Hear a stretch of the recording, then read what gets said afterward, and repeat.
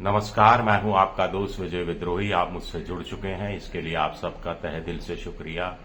अगले 8-10 मिनट आपसे जुड़े रहने की कोशिश करूंगा। श्रीनगर में हूं, थोड़ा 8 बजे का बुलेटिन नहीं कर पा रहा हूं, इसके लिए क्षमा प्रार्थी हूं।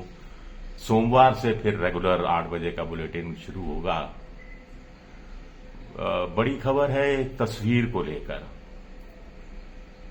आज सोशल मीडिया का जमाना है। एक तस्वीर को लेकर इटली की प्रधानमंत्री मेलोनी और अमेरिका के राष्ट्रपति ट्रंप के बीच में ठन गई है और मेलोनी को मेलोडी ऑफर करने वाले क्या मेलोनी का इस मामले में साथ दे रहे हैं, पता नहीं।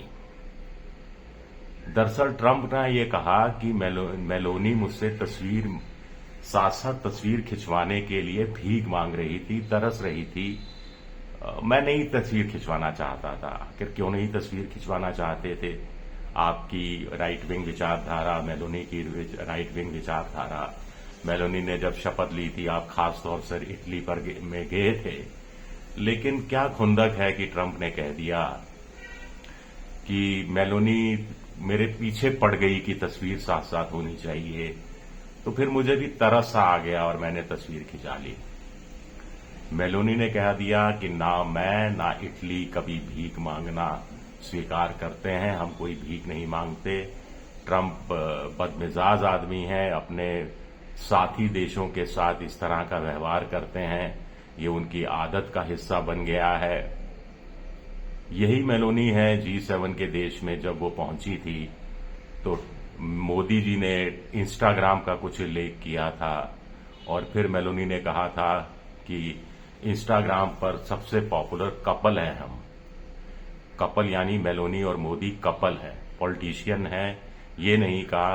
अपने अपने देश के राष्ट्रीय अध्यक्ष हैं, प्रधानमंत्री हैं, ये नहीं कहा, कपल की संज्ञा दी थी। अब ट्रंप दरअसल मेलोनी से नाराज हैं कि खाड़ी युद्ध के समय मेलोनी ने साथ नहीं दिया। जब ईरान पर हमला हुआ, उनके बहुत सारे नेता मारे गए, तो मेलोनी ने इसका बाकायदा विरोध किया था और अपनी सेना जो है इटली की, जो खाड़ी देश में थी, उनको हटाने की भी धमकी दी थी शायद, और कहा था कि हम साथ नहीं देंगे, हम अपनी सेना नहीं भेजेंगे। पोप ने जब ईरान पर हुए हमले की निंदा की थी तो ट्रंप ने एक तरह से पोप लियो की निंदा की थी, उल्टा आलोचना की थी। ये बात भी मेलोनी को पसंद नहीं आई थी। मेलोनी ने तब भी उसका तगड़ा विरोध किया था। खैर, तस्वीर की बात है, एक तस्वीर का ही तो सवाल है और तस्वीरों में सारी कहानियां बोल रही हैं। मोदी कहीं अलग थलग पड़ गए, सोशल मीडिया बता रहा है, कोई बता रहा है गर्मजोशी से ट्रंप ने स्वागत किया, ट्रंप ने के आगे हाथ बढ़ाया। जब मोदी ने हाथ मिलाने के लिए तो ट्रंप कुर्सी से खड़े हो गए, जफियां नहीं डाली गई, गलबहियां नहीं हुई। ये बात अपनी जगह सही है। अब मेन मसला G7 में छाया रहा खाड़ी युद्ध का समापन को लेकर। अब ताजा खबर ये आ रही है कि इजराइल ने लेबनान पर हमला किया, 47 नागरिकों को मार दिया उनके बमों ने। लेबनान ने इजराइल पर हमला किया, 4 या 5 इजरायली नागरिक मारे गए। दोनों तरफ से भारी नाराजगी है। ईरान की IRGC ने धमकी दी है कि वो युद्ध में कूद पड़ेंगे। इस बीच खबर आ रही है कि JD वैंस तो नहीं जा रहे, उन्होंने नेतन्याहू की कड़ी आलोचना की है, JD वैंस उपराष्ट्रपति ने, लेकिन स्टीव विटकॉफ स्विट्जरलैंड के लिए रवाना हो गए हैं, जहां बाकायदा हस्ताक्षर होना है। एक तरह से MOU पर हस्ताक्षर हुआ है।